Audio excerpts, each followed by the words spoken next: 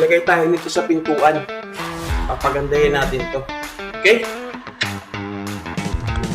Ito yung mga kailangan natin. Metro, mga panukap dito.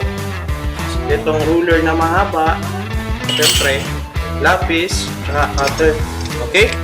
Kaya ilalatag lang natin siya para mamaya, pagkasukat natin mamaya, ikakat na lang natin dito. Okay?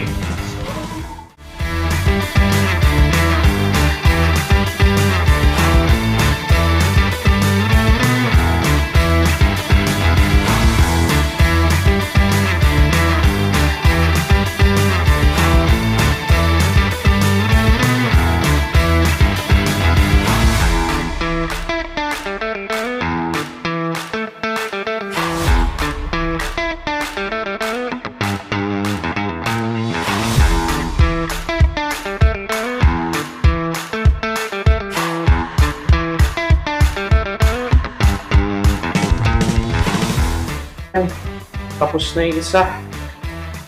Isang CR sa baba, di ba? Okay na. Yung sa taas naman. Let's go.